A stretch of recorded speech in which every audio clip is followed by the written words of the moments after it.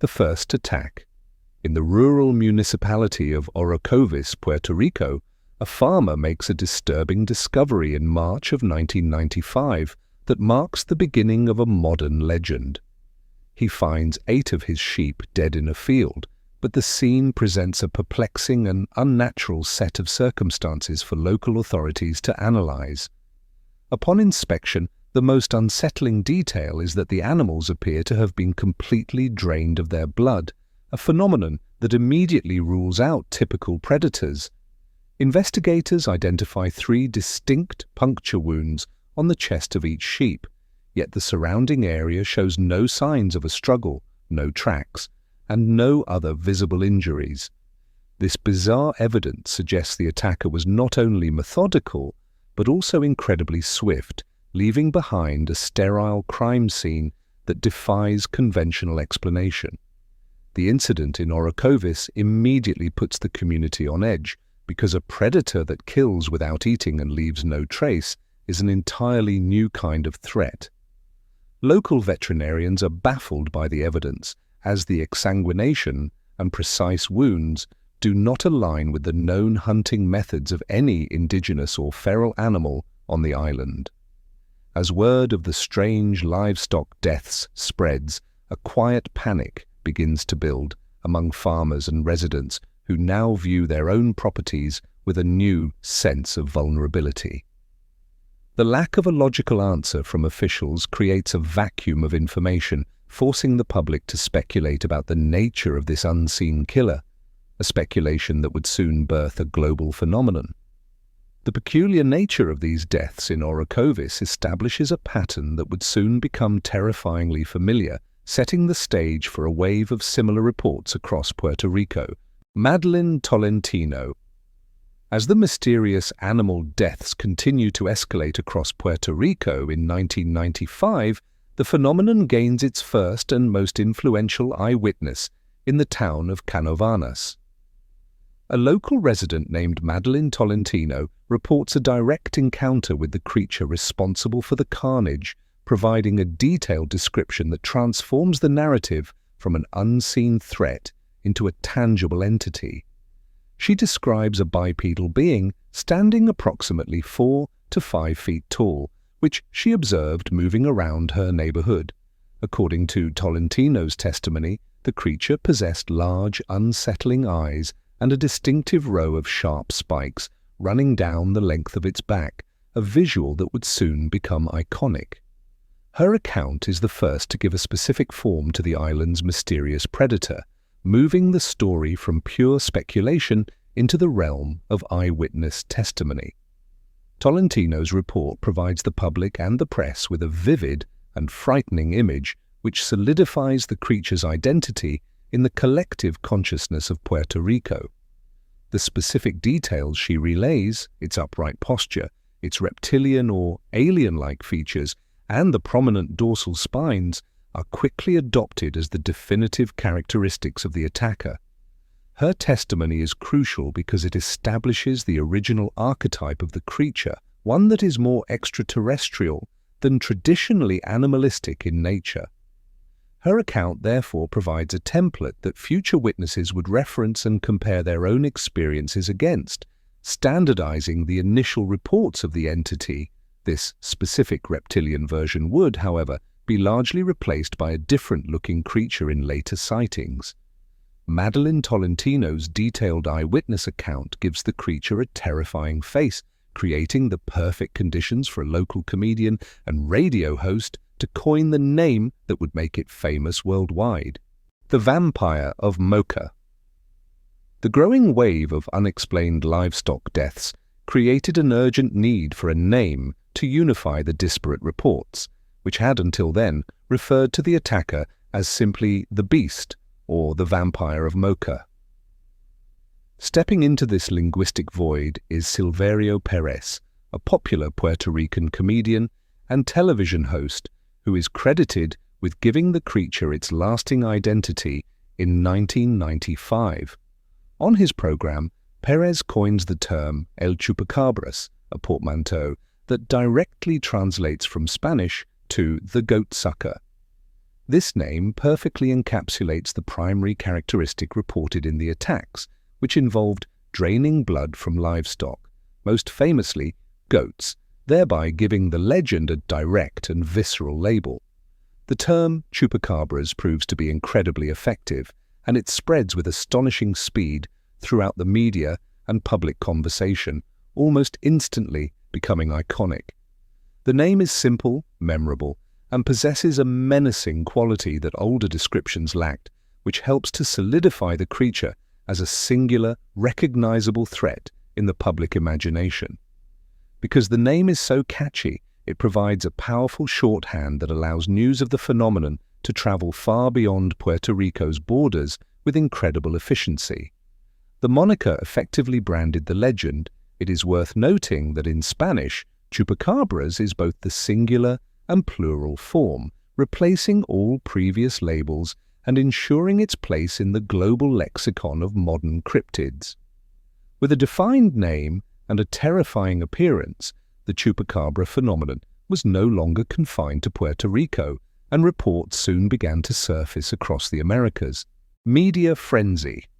By the end of 1995, the chupacabra phenomenon has escalated to a full-blown crisis, with official reports documenting over 150 separate attacks across the island of Puerto Rico. This startling frequency of incidents causes the story to explode in the local media, dominating news broadcasts and newspaper headlines for months. In response to mounting public fear and pressure, José Chemo Soto, the mayor of Canovanas, takes a proactive and highly visible stance by organizing armed posses composed of local citizens and police officers. These groups patrol the countryside at night, actively hunting for the creature, a measure that demonstrates just how seriously the threat is being taken at a municipal level and how desperate the community is for a solution. Meanwhile, as official responses focus on a physical hunt, a parallel narrative begins to take shape within the ufology community, which offers a distinctly different explanation for the events.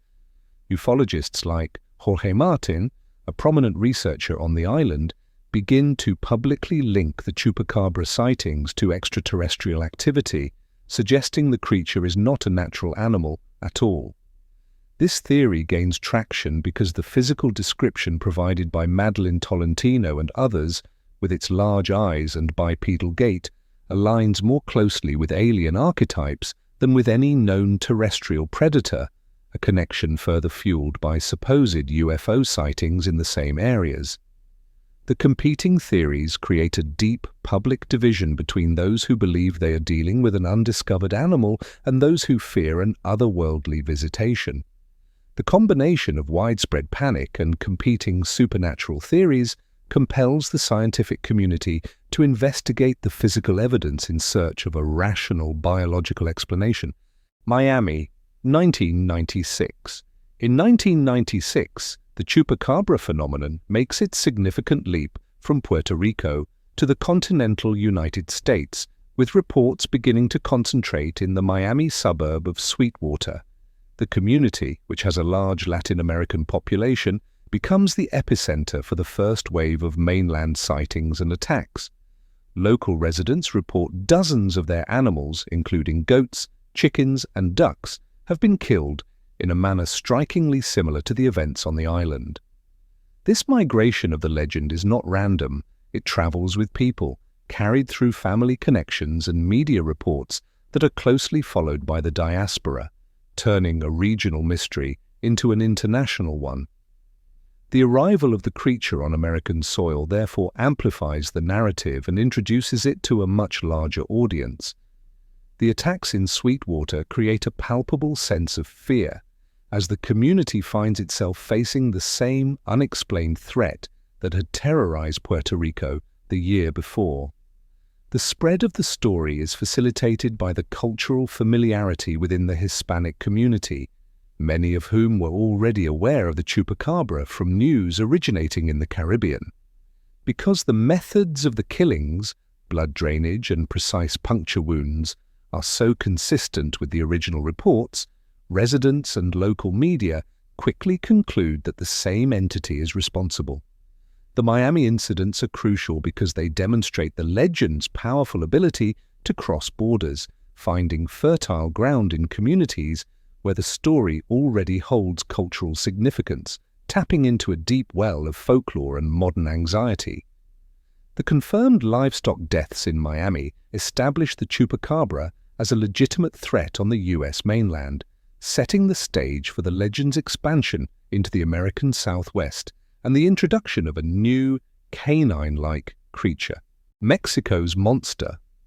In April of 1996, the Chupacabra narrative officially crosses another border as the first reports of its characteristic attacks begin to emerge from the city of Juarez, Mexico. This development ignites a new wave of panic that spreads with incredible speed, leading to the documentation of hundreds of livestock deaths across the entire country in the following months. The scale of the phenomenon in Mexico quickly surpasses the initial events in Puerto Rico, demonstrating how effectively the legend has taken hold in the broader Latin American consciousness. Authorities and farmers across Mexico now find themselves confronting the same perplexing evidence of blood-drained animals that had become the creature's calling card, confirming its status as a major cross-cultural mystery. As sightings increase, Mexican eyewitness accounts begin to contribute new and sensational details to the growing lore, including the notable claim that the creature possessed the ability to fly. This reported aerial capability marks a significant evolution in the legend, distinguishing the creature seen in Mexico from the more terrestrial being described in the Caribbean and Florida. The addition of flight makes the entity even harder to categorize within a biological framework, pushing its identity further into the realm of the paranormal or even the demonic. This new chapter demonstrates how the Chupacabra adapts as it spreads, a trait that made it seem all the more inescapable, absorbing local anxieties and interpretations to become an even more formidable figure of folklore. The widespread reports from Mexico, complete with fantastic new abilities, directly fueled the legend's journey northward, setting the stage for its appearance in Texas and the American Southwest. The alien connection.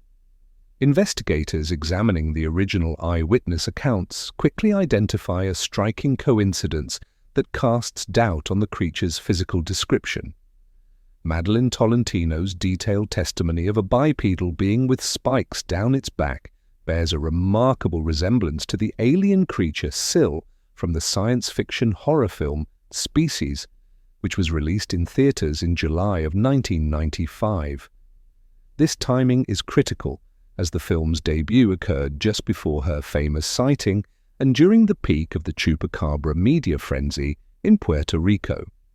This overlap leads many researchers to propose that the popular movie's creature design directly influenced Tolentino's account, providing a pre-packaged visual template for the mysterious predator. The specific details match so closely that the film is now considered by many to be the unintentional source for the original Chupacabra's iconic appearance. While skeptics point to the film as a source of cultural contamination, the ufology community interprets the resemblance as confirmation of an extraterrestrial origin. Prominent ufologists argue that the Chupacabra is not a product of fiction, but is instead a genuine alien biological entity, perhaps an escaped pet, or a specimen abandoned on Earth. This theory is often supported by correlating Chupacabra sightings with alleged UFO activity in the same regions, particularly around Puerto Rico's El Yunque National Forest. An alternative but related conspiracy theory posits that the creature is not alien, but is the result of a secret US government genetics experiment that escaped from a clandestine laboratory, a narrative that conveniently explains the official silence on the matter. These competing theories of cinematic influence and extraterrestrial intervention define the early legend, but as reports spread into the American Southwest, the creature's fundamental description begins to shift. The Elmendorf beast. The Chupacabra legend undergoes a fundamental transformation in July of 2004 when a rancher in Elmendorf, Texas, takes action against a predator threatening his property. He discovers a bizarre, hairless, canine-like creature attacking his livestock and subsequently shoots and kills the animal, leaving behind a physical carcass. This incident is pivotal because the creature he killed bears no resemblance to the bipedal reptilian entity described in the original Puerto Rican reports. Instead, this animal is a quadruped, looking something like a dog or coyote, but with leathery, greyish skin, large fangs, and an emaciated appearance. The event in Elmendorf therefore marks the official birth of the second, and now more common version of the cryptid, the Texas Chupacabra. The existence of a physical body dramatically changes the nature of the investigation and the public narrative surrounding the Chupacabra legend. Unlike the fleeting sightings and anecdotal accounts from the 1990s, the Elmendorf incident provides tangible evidence that can be examined and analyzed by experts. This shifts the central question from what are people seeing to what exactly is this animal? Logically rooting the mystery in biology rather than pure folklore or ufology. The new canine version of the creature quickly becomes the dominant image in the United States, especially in the Southwest, where more strange, hairless animals would soon be found, effectively creating a separate, parallel legend to the original. The recovery of the Elmendorf beast's carcass provides the first crucial opportunity for scientists to apply DNA analysis, promising a definitive biological answer to the creature's true identity. The COLEMAN carcass hid. Just 1 month after the Elmendorf incident, in August of 2004, another piece of evidence surfaces in Coleman, Texas, strengthening the case for a new type of Chupacabra. A local resident discovers the dead body of a strange animal on the side of a rural road, and its appearance immediately fuels the growing legend. Witnesses at the scene describe the creature as a bizarre combination of different animals, reporting that it had features resembling a hairless dog, a rat, and even a kangaroo. This discovery is incredibly significant because it happens in close temporal and geographic proximity to the Elmendorf shooting, suggesting that the first carcass was not an isolated anomaly but part of a wider phenomenon occurring in the region. The recovery of this second specimen, now known as the Coleman carcass, elevates the investigation from local curiosity to a matter of serious scientific inquiry. Because another body is now available for study, researchers have the opportunity to corroborate their findings and conduct more thorough examinations. To this end, tissue samples from the Coleman creature are formally collected and sent for professional DNA analysis to the prestigious Veterinary Genetics Laboratory at the University of California, Davis. This action represents a critical turning point, as the mystery is now being handled by credentialed scientists capable of providing a definitive biological identification, a major step up from the purely anecdotal evidence that defined the 1990s sightings. With samples from both the Elmendorf and Coleman carcasses submitted for genetic sequencing, the stage is set for a scientific verdict that would explain the Texas Chupacabra's true identity. Canine scabies. The DNA analysis from the Texas carcasses provides a definitive and surprisingly mundane scientific explanation for this version of the Chupacabra. Researchers at institutions like UC Davis conclude that these mysterious creatures are not cryptids but are in fact common animals, primarily coyotes, suffering from an extreme case of sarcoptic mange. This debilitating skin disease is caused by the microscopic parasitic mite, Sarcoptes scabiei, which burrows into an animal's skin to lay its eggs, triggering a severe immune response. The resulting infestation leads directly to the bizarre and unsettling physical characteristics that eyewitnesses reported. Therefore, the scientific consensus firmly identifies a known pathological condition, not a new species, as the source of the Texas Chupacabra phenomenon. The progression of sarcoptic mange systematically transforms a familiar animal into something that appears completely alien to the average person. The mite infestation causes the host to lose most or all of its fur, exposing the wrinkled, thickened, and often dark grey skin underneath. Secondary bacterial infections are common, which create a foul odour and can further alter the skin's texture, making it appear leathery and almost reptilian. Because the animal is severely weakened, emaciated, and less capable of hunting its natural prey, it is forced to become an opportunistic predator that targets slower-moving livestock like chickens and goats. This desperation for easy food directly explains why these sick animals are so often encountered on farms and ranches. This scientific verdict provides a clear biological identity for the canine-like Texas Chupacabra, but it fails to address the original bipedal creature from the Puerto Rican sightings of 1995. PHYLLIS Canyon. In 2007, the Texas Chupacabra narrative gains a major public figure in PHYLLIS Canyon, a woman who becomes its biggest promoter. She lives in Cuero, Texas, and discovers 3 strange animal carcasses near her ranch, which immediately attracts local and national media attention. The animals resemble the strange, hairless canines seen in the 2004 Elmendorf and Coleman incidents, but Canyon takes definitive action to capitalize on the discovery. She famously stores the head of one of the creatures in her home freezer, ensuring the evidence remains available for analysis and further generating public interest in the sightings. Canyon's decision to preserve the remains ensures her role as a central figure in the modern legend. The discovery of the Cuero carcasses, particularly the preserved head, triggers a significant media frenzy across the United States, elevating the Texas Chupacabra to a national conversation. Because of the widespread attention, PHYLLIS Canyon capitalizes on the hype and sells Chupacabra t-shirts at her feed store, turning the cryptid into a recognizable brand. This action highlights a commercial shift in the legend's status, transforming it from a localized panic into a marketable commodity and a staple of American folklore.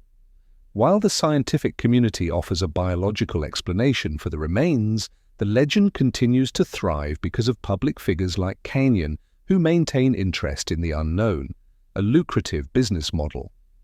The carcasses discovered by PHYLLIS Canyon provide yet another crucial opportunity for scientists to conduct genetic sequencing and reach a definitive verdict on the creature's true identity. The DeWitt County DASHCAM. In August of 2007, at the height of the media attention surrounding the Cuero carcasses, the Chupacabra legend receives its most compelling piece of video evidence.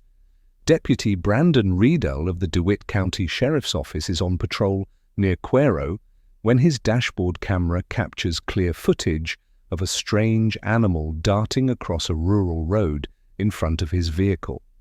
The recording shows a hairless, 4-legged creature with a peculiar gait, its appearance consistent with the other Texas specimens that had been recently discovered. This recording is immensely important because it provides the public with the first clear, moving images of what is believed to be a living Chupacabra, shifting the evidence from static carcasses to a dynamic, active subject. The dashcam video quickly goes viral, spreading across news networks and the internet, and provides a definitive visual for the Texas version of the cryptid. Because this event occurs in the same county and during the same time frame as PHYLLIS Canyon's discoveries, it massively amplifies the Cuero phenomenon, making it the undeniable center of the Chupacabra universe. While animal experts reviewing the footage identify the creature's strange run and sickly appearance as signs of severe mange, to the general public, the video is simply terrifying proof of a monster. The footage captures the public imagination far more effectively than any still photograph or scientific report ever could, and it remains the most cited piece of evidence for the creature's existence. This clear video evidence, combined with the physical carcasses from Cuero, creates overwhelming pressure for a conclusive scientific analysis that can finally settle the debate. BLANCO, Texas specimen. In August of 2010, the ongoing Chupacabra saga gains another crucial piece of evidence when a high school student in Blanco, Texas, discovers a peculiar animal carcass. Instead of the specimen becoming a media spectacle, it is promptly turned over to biologists at Texas State University, ensuring a formal scientific investigation could be conducted. This action is immensely valuable because it allows for a complete, controlled analysis of a fresh carcass by an academic institution, free from the sensationalism that surrounded previous finds. The university's biology department therefore takes possession of the body with the explicit goal of performing a full DNA analysis to definitively identify the creature. This new specimen offers one of the most promising opportunities yet to resolve the identity of the Texas Chupacabra through rigorous scientific protocol. The results from the full DNA sequencing performed at Texas State University deliver a clear and conclusive verdict that aligns perfectly with previous scientific findings. The genetic analysis confirms that the Blanco specimen is not a new species or unknown monster, but is in fact a coyote. Furthermore, the biologist's physical examination determines that the animal's shocking appearance, its hairlessness, leathery skin, and emaciated frame was caused by an extreme and debilitating infestation of sarcoptic mange. This official conclusion from a respected university team provides powerful, independent corroboration for the mange theory, solidifying it as the accepted scientific explanation for the canine Chupacabra reports, a finding that essentially demystified the Texas version of the creature. The conclusive DNA evidence from the Blanco specimen effectively solves the identity of the Texas Chupacabra, leaving the legend's original bipedal form as a separate and still unexplained phenomenon. The Louisiana mutant. In December of 2010, the Chupacabra phenomenon demonstrates its geographic spread when a new case emerges from the town of Berwick, Louisiana. A local resident reports shooting and killing a bizarre-looking animal that was trespassing on his property, an event that immediately draws public attention. The creature's physical description, hairless, with greyish skin and an unusually long snout, matches the canine-like cryptid reported throughout Texas. This incident is significant because it suggests the creature's range is not limited to the southwest, but extends across the Gulf Coast region. Therefore, the animal's remains are handed over to the Louisiana Department of Wildlife and Fisheries for an official examination. State biologists conduct a thorough analysis of the Berwick carcass and publicly announce their findings, which align perfectly with the established scientific consensus. They identify the animal not as a monster, but as a coyote afflicted with a severe case of sarcoptic mange. This official verdict from another state agency provides powerful, independent corroboration for the conclusions reached in Texas, further cementing the biological explanation. Each time one of these monsters is identified as a common animal with a treatable disease, the supernatural narrative of the canine Chupacabra weakens. Even with repeated scientific confirmation, the Chupacabra label proves far more compelling to the public than mangy coyote. The consistent identification of these creatures as diseased canids across multiple states effectively resolves the mystery of the American Chupacabra, leaving behind two separate and distinct modern legends. Benjamin Radford. The entire Chupacabra phenomenon receives its most thorough and critical examination from investigator Benjamin Radford, who stands as the legend's primary scientific debunker. He dedicates 5 years to a comprehensive project, systematically tracking the history of every significant sighting and report from its very beginning in Puerto Rico to its evolution in the United States. Radford's exhaustive research culminates in the publication of his book, Tracking the Chupacabra, the Vicious Goatsucker of Legend, which serves as the definitive scholarly analysis of the creature's origins and media-fueled journey. Within this work, he meticulously deconstructs the available evidence, eyewitness accounts, and press coverage to present a cohesive explanation for the entire mythos. His central argument is that the public is not dealing with a single cryptid, but with two entirely separate and unrelated legends that have been mistakenly conflated over time. Radford's investigation successfully separates the myth into its two distinct components, offering a rational explanation for each one. He traces the first legend, the bipedal Puerto Rican Chupacabra, directly back to eyewitness MADELYNE Tolentino's 1995 account, which he demonstrates was almost certainly influenced by the alien creature design in the film Species. Meanwhile, he confirms that the second legend, the canine Texas Chupacabra, is entirely explained by the misidentification of common animals like coyotes and raccoons suffering from severe sarcoptic mange. By separating these two phenomena, Radford provides a complete framework for understanding how a cinematic monster and a genuine animal disease merged into a single, powerful myth, a process that reveals much about modern folklore creation. Benjamin Radford's comprehensive investigation provides a definitive explanation for both versions of the creature, yet the Chupacabra persists as a powerful cultural icon. The species hypothesis. Within his investigation, Benjamin Radford presents a bombshell theory that provides a specific origin point for the very first Chupacabra description. During his research, he learned that the original eyewitness, MADELYNE Tolentino, had in fact seen the science fiction horror film Species just weeks before she reported her famous encounter in 1995. Radford meticulously demonstrates that her description of the creature, a bipedal being with large eyes and a prominent row of spikes running down its back, is a near-perfect match for the movie's alien antagonist, Syl. This critical finding suggests that the visual identity of the original Chupacabra did not come from a real animal, but was directly inspired by a popular piece of Hollywood fiction. Radford argues that this is likely a case of subconscious influence rather than a deliberate fabrication, a phenomenon where the brain can conflate memories.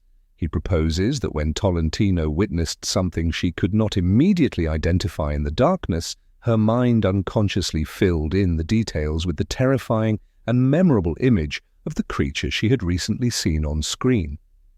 This psychological explanation accounts for why the original description is so bizarre and why no physical evidence of such a creature was ever recovered in Puerto Rico. The species hypothesis therefore posits that the bipedal Chupacabra was born from a perfect storm of local panic and the timely influence of pop culture, a modern myth created by cinema. This theory effectively solves the mystery of the original Puerto Rican creature by tracing its appearance to a verifiable source, reframing the 1995 sightings as a case of cultural feedback. With both the Puerto Rican and Texan versions of the creature explained, the Chupacabra's true power is revealed not as a physical monster, but as a durable and adaptive cultural phenomenon. The blood-draining myth, the most sensational claim, central to the Chupacabra legend, is the complete exsanguination of its victims, but this detail is also readily explained by well-understood biological and forensic principles. Veterinarians and wildlife biologists investigating these livestock deaths note that predators like coyotes and feral dogs instinctively attack the neck and chest, targeting major arteries to secure a quick kill. This behavior results in significant external blood loss at the scene and creates the small, precise puncture wounds that are often misinterpreted as unnatural or surgical. After the animal perishes, its blood pressure drops to zero, causing the remaining blood to pool in the lowest parts of the body due to gravity in a process known as livor mortis, meaning a cursory inspection would fail to reveal the blood still inside the carcass. Furthermore, the expectation that a dead animal should be full of liquid blood stems from a misunderstanding of what happens to a body after death. Within minutes, the blood inside the carcass begins to coagulate, rapidly thickening into a semi-solid mass that will not flow out, even if the body is later moved or cut open. Scavenging insects, such as flies and their larvae, typically arrive very quickly and begin consuming the remaining bodily fluids and soft tissues, which further contributes to the dry and hollowed-out appearance of the remains. This combination of predator behavior, blood coagulation, and natural insect activity creates a perfect illusion of a creature that has been mysteriously drained, a set of circumstances familiar to any forensic investigator. With the blood-draining myth scientifically explained, the final pillar supporting the physical existence of the Chupacabra collapses, revealing the entire phenomenon as a powerful case of misinterpretation. This complete demystification allows us to examine why, despite the overwhelming evidence, the legend of the goatsucker remains so potent in modern culture. Two legends, one name. The comprehensive investigation into the Chupacabra phenomenon reveals that it is not a single, consistent mystery, but rather two distinct and unrelated legends that have become fused under one compelling name. The first legend originates in Puerto Rico in 1995 and describes a bipedal, alien-like beast with large eyes and spikes down its back, a creature born from eyewitness accounts heavily influenced by cinematic horror. This original Chupacabra is fundamentally a story of folklore, fueled by media sensationalism and psychological suggestion, which explains why no physical evidence for such a creature was ever found. It is a true phantom, existing only in testimony and the public imagination, a product of a specific time and place. The second legend emerges nearly a decade later in the United States, primarily in Texas, and features an entirely different creature, a hairless, four-legged canine. This American Chupacabra, unlike its predecessor, has a concrete biological explanation, with every recovered carcass being definitively identified through DNA as a common animal, usually a coyote, suffering from the severe effects of sarcoptic mange. The powerful and already famous name Chupacabra was so evocative that when these sick, monstrous-looking canids began appearing, the public simply applied the existing label to the new mystery. Consequently, the name detached from its original narrative and successfully migrated to a completely separate zoological phenomenon, a clear case of a modern legend evolving in real time. The scientific resolution of both mysteries does little to diminish the Chupacabra's status as a premier modern myth, demonstrating the enduring power of a good story over hard facts. Pop culture icon. Long after the initial panic subsides and scientific explanations emerge, the Chupacabra transitions from a terrifying cryptid into a certified media superstar. Its compelling name and mysterious origins make it a perfect subject for fiction, and it is soon featured in major television shows like The X-Files, which cemented its association with government conspiracies and the paranormal for a massive US audience. The creature's appeal becomes so widespread that it even appears in children's media, with a notable appearance in a Scooby-Doo movie, which fully domesticates the monster for a younger generation. This rapid absorption into mainstream entertainment, alongside countless video game appearances and a flood of merchandise, demonstrates how effectively the monster became a recognizable and highly marketable brand. The Chupacabra's enduring popularity is a direct result of its unique and adaptive nature as a modern myth. The name itself is instantly memorable, and the dual identity of the creature, the alien-like original versus the mangy canine, provides storytellers with a versatile monster that can be tailored to fit any narrative. It can be a creature of science fiction, a supernatural beast, or a tragic victim of disease, allowing it to be endlessly reinterpreted across different genres and media formats. This flexibility is the key to its longevity, ensuring its survival in the cultural ecosystem long after the real-world mysteries have been solved, making it one of the first and most successful cryptids of the Internet age. The journey from a terrified farmer's field in 1995 to a global media brand demonstrates that even when the physical monster is explained away, the legend itself possesses a life of its own and refuses to die. If you enjoyed this, I'm going to be posting a lot here. I would greatly appreciate it if you could subscribe. Thanks for watching.